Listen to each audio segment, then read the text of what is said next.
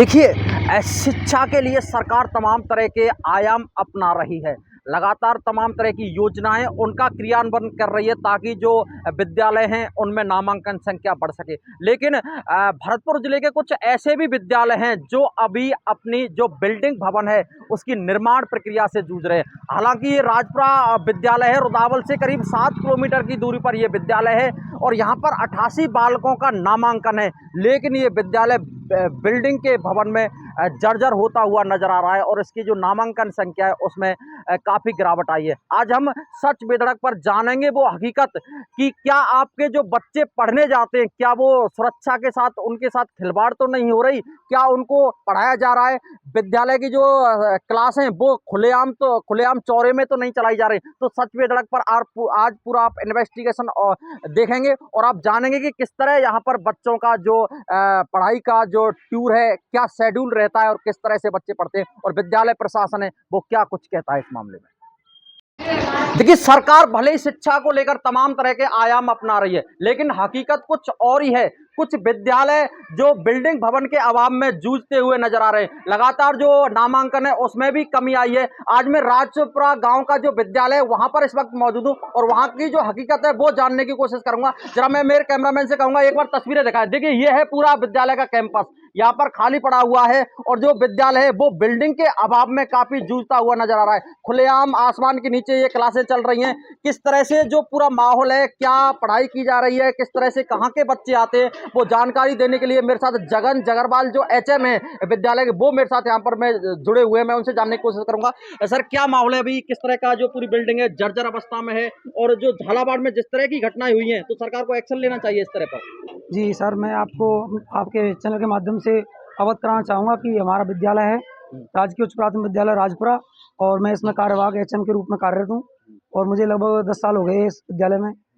इस विद्यालय में वर्तमान जो नामांकन है वो 88 का है और मात्र बैठक व्यवस्था के रूप में देखें तो यहाँ कमरा केवल एक ही है जिसमें हम बच्चों को पढ़ाते हैं और 8 अध्यापक कार्यरत हैं, जिनमें मतलब क्या है कि क्लासों को हम कंबाइंड करके भी पढ़ाते हैं। तीसरी क्लास को, चौथी क्लास को, पाँचवीं क्लास को एक करके पढ़ाते हैं। इस तरह से आपने देखा होगा ये कैंपस है, इसमें भी बच्चों को बैठाया जाता है और इस तरह से आप जो देख रहे हैं तस्वीरों में वो बच्चों की स्थिति इस तरह से पढ़ाई प्रभावित हो रही है। और मैं जनप्रतिनिधियों के लिए, हमारे सरपंच साहब के लिए, हमारे एमएलए साहिबा के लिए और पूर्व एमएलए साहब के लिए, उनके लिए भी अवगत करा चुका हूँ। लेकिन इसमें हमें कुछ ऐसे दिखाई नहीं दिया, कोई कार्रवाई नहीं हुई कि कोई कमरा बन जाए, कोई किसी प्रकार का बजट सेंक्शन हो जाए, ऐसा कुछ नहीं हुआ। जगह जी, बरसात में क्या रहती है? बरसात में तो हालत के जो विद्यालय के हालात है वो और ज्यादा खस्ताहाल होते होंगे। जिस तरह से जो खुलेआम है ये आसमान के नीचे बच्चे पढ़ रहे हैं तो बरसात में कहाँ पढ़ाते हैं आप? बरसात में या तो हम इस हॉल में ही बच्चों को बैठाया जाता है और या फिर जब कंडीशन ज़्यादा खराब होती है तो बच्चों की छुट्टी करनी पड़ती है। छुट्टी करने को मजबूर हो जाते हैं। और सर, झालावाड़ में जिस तरह की घटनाएं हुई हैं उसमें बालकों की डेथ हुई है तो उसके बाद में तो अभिभावकों में भी रोष होना चाहिए। यहाँ पर किस तरह का माहौल है? यहाँ रोष है अभिभावकों में। कल आए थे अभिभावक और वो बोल रहे थे कि साहब इस तरह से विद्यालय थोड़ी चलता है, इस तरह चलता है। तो आप प्रशासन से और एसडीएम साहब से, हमारे शिक्षा विभाग से आप उनको अवगत कराएं और तो पता चलेगा। हमने भी तो अवगत करा ही रखा है लेकिन आप भी थोड़ा सा प्रयास करें तो शायद संभव है कुछ हो सकता है।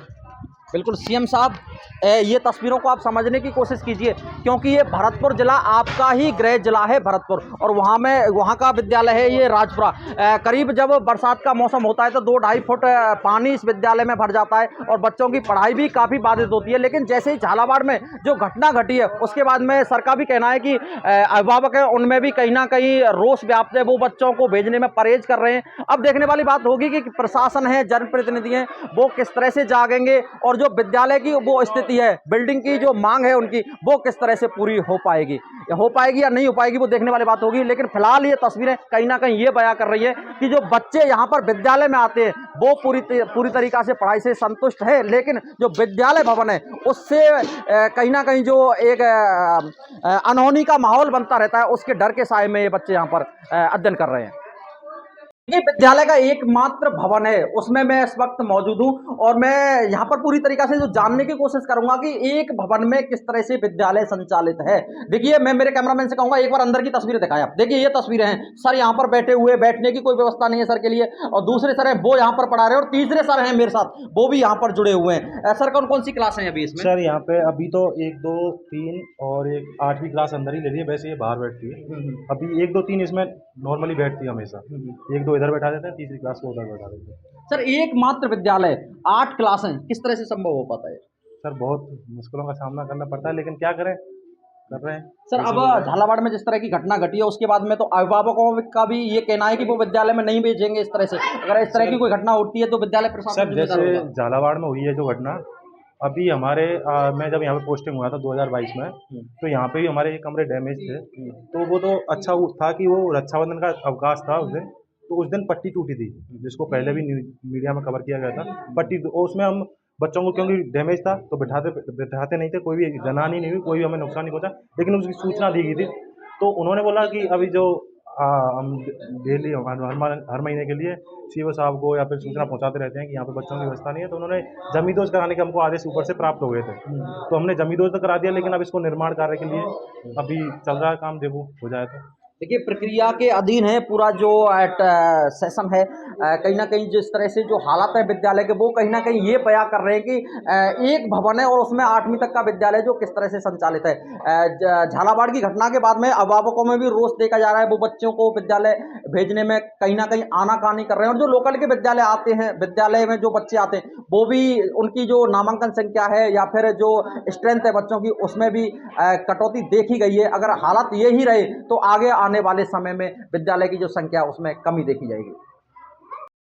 जो संसाधन है वो उपलब्ध नहीं है। इसमें ना तो पानी की पीने की व्यवस्था है। 8 कक्षा चलती हैं, जिनको हम एक कमरे में कैसे संचालित कर पाते हैं ये हम ही जानते हैं। पानी की कोई व्यवस्था नहीं है, कमरों की व्यवस्था नहीं है और प्रांगण भी बहुत छोटा है, जिसमें हमें कमांड करके क्लासों को चलाना पड़ता है। 2 क्लास 3 क्लासों को एक जगह बैठाया जाता है और फिर भी हम जैसी व्यवस्था हमसे बनती है उनको करते हैं। और होता यह है कि गर्मी के समय में भी बच्चों की व्यवस्था, बैठक व्यवस्था है वो प्रभावित होती है। गर्मियों में कहाँ बच्चों को बिठाएं। दूसरी बात, बरसात का मौसम चल रहा है, इसमें भी बच्चों को परेशानी बैठने में आती है, क्योंकि एक कमरे में सभी बच्चों को नहीं बिठाया जा सकता। इसलिए समय समय पर जब हम ज़्यादा बरसात का मौसम होता है उस समय हमें मजबूरन बच्चों की छुट्टी करनी पड़ जाती है, क्योंकि एक कमरे में उसकी तरह बच्चों को नहीं भर सकते और उसी कमरे में स्टोर का सामान भी रहता है और उसी में बच्चे बैठते हैं। तो इस प्रकार की हमारे विद्यालय की व्यवस्थाएं हैं। हम समय समय पर जनप्रतिनिधियों को, अपने प्रशासन को, शिक्षा विभाग को अवगत कराते रहते हैं, लेकिन कोई सुनवाई नहीं हो रही है। कि बच्चों से क्या बीतती होगी जब वो खुले आसमान के नीचे पढ़ते होंगे। देखिए एक ऐसा जर्जर बिल्डिंग थी यहाँ पर, उसको प्रशासन ने, विद्यालय प्रशासन ने उसको हटा दिया है।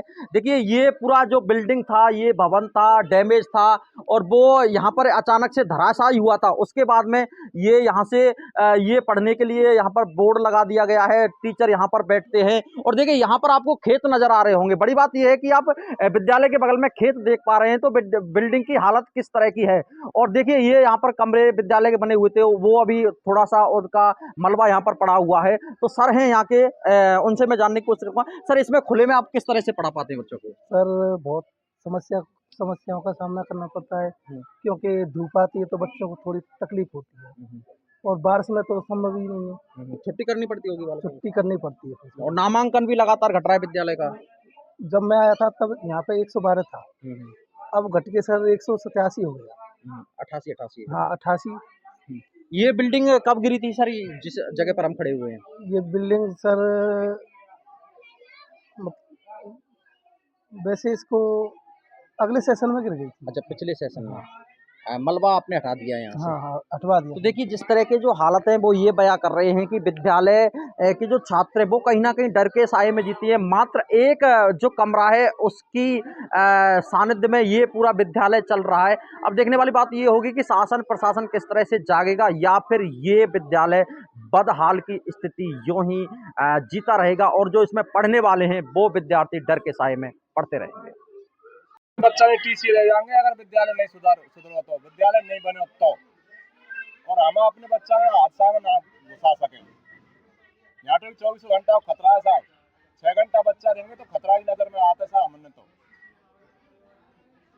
में जो राजपुरा में स्कूल है ना, उसकी हालत बहुत ख़राब है। हमारे बच्चे लोग पढ़ने जाते हैं, लेकिन वो कभी भी स्कूल की ऐसी हालत है कि कभी भी वो गिर सकता है। बरसात का मौसम चल रहा है, तो बच्चों के लिए टीचरों के लिए कुछ भी कभी भी कोई भी हादसा हो सकता है। प्लीज़ इसके बारे में ज़रूर कुछ आगे और उसका निर्माण के बारे में कुछ कदम उठाएं।